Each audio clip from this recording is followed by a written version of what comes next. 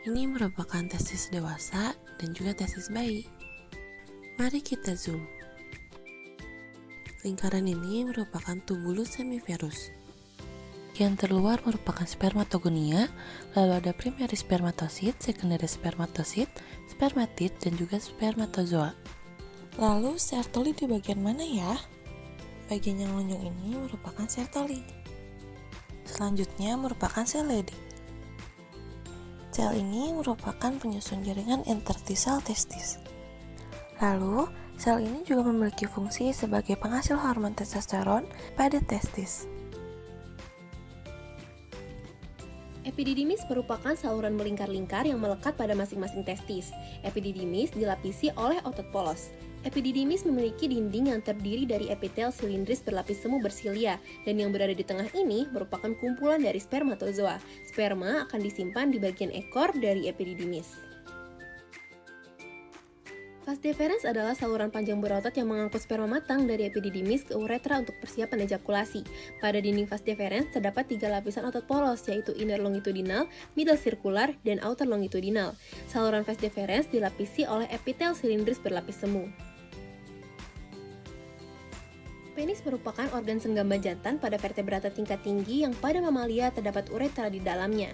Secara histologis, penis terdiri dari 3 kolom jaringan yang disatukan oleh tunika albuginea, yakni 2 kor porokapernosum yang berisi pembuluh darah dan 1 korpus spongiosum pada bagian bawah yang pada bagian tengahnya terdapat uretra yang berfungsi sebagai jalan keluarnya urin dan sperma. Dinding uretra dilapisi oleh epitel silindris berlapis semu. Vesicula seminalis adalah kelenjar yang mensekresikan cairan yang akan bergabung dengan sperma membentuk semen. Terdapat lapisan otot yang terdiri atas outer longitudinal layer dan inner circular layer. Kemudian terdapat lipatan-lipatan mukosa dan lumen atau honeycomb. Lipatan-lipatan mukosa ini merupakan lipatan dari basal dan epitel silindris berlapis semu. Kelenjar prostat terletak di antara pangkal penis dan rektum. Prostat berperan penting dalam reproduksi karena memasok sebagian semen yang bercampur dengan sperma dari testis. Cairan semen membantu sperma untuk berjalan dan bertahan hidup. Terdapat kelenjar tubulo-alveolar dan fibromuskular stroma. Jika kita melihat salah satu kelenjar tubulo-alveolar, terlihat lumen dan epitel glandular yang mayoritasnya merupakan epitel kubus dan silindris selapis. Tetapi pada beberapa bagian juga terdapat epitel silindris berlapis semu. Macam-macam bentuk sperma vertebrata: Pisces, amfibi, reptil, aves, dan mamalia. Motilitas sperma adalah kemampuan sperma untuk bergerak dengan tujuan agar dapat sampai menuju ovum untuk fertilisasi. Berikut adalah motilitas sperma dari berbagai perbesaran. Selanjutnya, standar sperma ideal menurut WHO. Yang pertama, jumlah sel sebanyak 15 juta per milimeter semen. Yang kedua, 40% sperma bisa berenang dengan baik. Yang ketiga, struktur dari sperma terdiri atas satu kepala yang oval dan ekor yang panjang. 4. Likuifikasi sperma atau kemampuan sperma untuk berubah dari gel menjadi cairan.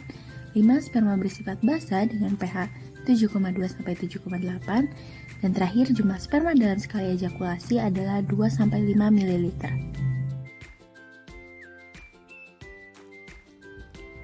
Histologi ovarium. Dalam ovarium terdapat tahapan perkembangan folikel mulai dari folikel primordial, folikel primer, folikel sekunder, dan folikel de Graaff. Folikel primordial memiliki satu asid primer yang berukuran kecil, memiliki satu lapis sel epitel pipih, dan merupakan awal dari tahap perkembangan folikel. Pengamatan folikel primordial dengan ciri mempunyai satu lapisan sel epitel pipih. Folikel primer memiliki karakteristik yaitu satu lapis sel epitel kubus. Perkembangan folikel primer diikuti dengan perkembangan oosit, lalu terjadi proses proliferasi sel granulosa dan perkembangan sel TK. Berikut merupakan pengamatan histologi dari folikel primer. Folikel sekunder memiliki banyak sel epitel kubus. Pada perubahan folikel sekunder yaitu peningkatan jumlah sel granulosa dan penambahan sel TK dan diameter oosit yang bertambah. Berikut merupakan pengamatan histologi dari folikel sekunder dengan ciri mempunyai banyak lapisan sel epitel kubus. Folikel selanjutnya ialah folikel degrad, merupakan folikel yang sudah matang, terdapat antrum, dan mulai terbentuk setelah 10-14 hari dengan diameter 1 cm. Berikut merupakan pengamatan folikel degrad. Folikel atresi. Pada tahapan perkembangan folikel, terdapat folikel atresi yang merupakan folikel yang tidak berkembang dan mengalami degenerasi. Sel granulosa dan sel TK interna berubah secara histologi dan dipengaruhi oleh hormon luteinizing hormone. Setiap siklus oosit tumbuh akan terjadi atresi pada tiap-tiap tahap pembelahan. Berikut merupakan beberapa gambar folikel atresi dari beberapa tahapan perkembangan folikel di ovarium, yaitu folikel atresi primordial,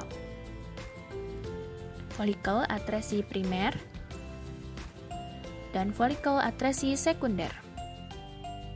Oviduk bentuknya memanjang dari rahim menuju lubang seperti corong di setiap ovarium yang berfungsi untuk membawa sel telur saat ovulasi.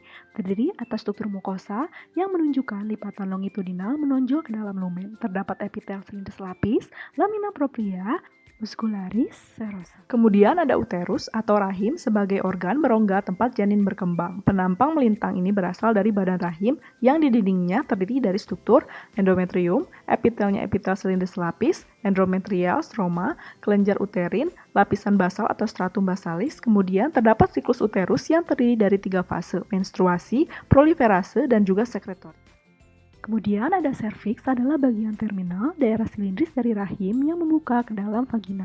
Terdiri atas struktur mukosa, endoservix, kemudian epitelnya adalah epitel silindris lapis, kelenjar serviks, ektoservix, struktur epitelnya adalah epitel pipi berlapis, kelenjar serviks, zona transformasi, kista numbutian, dan dinding serviks. Vagina adalah tabung fibromuskular yang menghubungkan serviks rahim ke ruang depan genitalia eksterna. Dindingnya terdiri atas mukosa yang struktur epitelnya adalah epitel pipi berlapis, lamina propria, muscularis, dan adventitia. Kemudian ada plasenta. Plasenta ini berkembang dari jaringan janin dan ibu. Hal ini menunjukkan pertukaran nutrisi dan limbah antara sirkulasi janin dan juga ibu, yang strukturnya terdiri dari villi. Kemudian ada epitel kubus lapis yang terdiri dari 2 jenis sel, sitotrofoblast, syncytiotrofoblast, stroma, arteri plasenta, lempeng basal, dan juga sel desidua. Kemudian ada kelenjar susu. Yang pertama, kelenjar susu laktasi selama kehamilan. Kemudian terdapat lobus, 15 hingga 20 lobus dipisahkan oleh septa, ductus lactiferus, lobulus, saluran intralobular, terminal ductus, alveoli, dan juga epitel selapis, serta stroma intralobular. Kemudian ada kelenjar susu tidak aktif atau istirahat terdiri dari sistem saluran tetapi tidak ada alveoli yang strukturnya terdiri dari ductus lactiferus, terminal ductus, dan epitel kubus lapis serta lamina propria. Uji kehamilan adalah sebuah tindakan untuk mencari tahu tentang adanya tanda-tanda hormon yang berasal dari plasenta, pada darah dan pada urin perempuan, sehingga dapat dipastikan adanya proses kehamilan. Untuk mengetahuinya, kita dapat menggunakan alat uji kehamilan yaitu test pack. Langkah awal untuk menguji kehamilan ini, sediakan test pack dan juga urin. Di sini terdapat 2 urin yang berbeda, yang satu urin orang yang hamil dan satunya lagi bukan. Berikut bagian yang ada di test pack. Celupkan test pack ke wadah yang telah berisi urin tersebut sampai batas maksimalnya.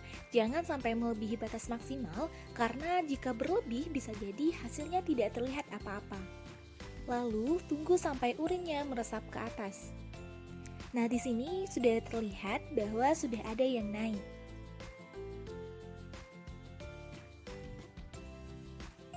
Jadi dapat disimpulkan garis satu pada bagian kontrol itu adalah negatif atau tidak hamil, sedangkan ada 2 garis di bagian tes dan kontrol berarti positif atau hamil.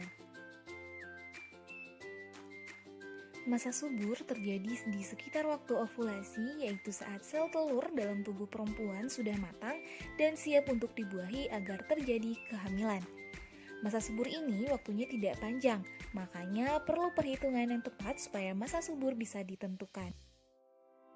Jadi, gimana sih cara menghitung masa subur ini? Perlu kamu ketahui kalau masa subur setiap perempuan ini bisa berbeda-beda tergantung berapa lama siklus haidnya berlangsung. Siklus haid itu dihitung dari hari pertama menstruasi sampai hari sebelum dimulainya menstruasi untuk bulan berikutnya. Untuk mengetahui masa subur, kamu harus mengetahui siklus haid kamu yang terpendek, misalnya 27 hari. Lalu, cari tahu juga siklus haid kamu yang terpanjang atau yang terlama, misalnya 30 hari. Lalu, kurangi siklus terpendek dengan 18, hasilnya 9. Terus, siklus haid terlama dikurangi 11, hasilnya 19. Nah, angka 9 ini menandakan kalau masa subur kamu dimulai pada hari ke-9, sedangkan angka 19 menandakan masa subur kamu berakhir di hari ke-19. Dengan asumsi, misalnya hari pertama haid kamu tanggal 1 dan siklusnya berkisar antara 27-30 hari, maka masa subur kamu dimulai pada tanggal 9 sampai 19. Selain itu, untuk menguji masa kesuburan, kita dapat memanfaatkan teknologi, yaitu aplikasi yang bisa membantu untuk menghitung masa subur, dan juga bisa menggunakan alat pengecek kesuburan yang dijual.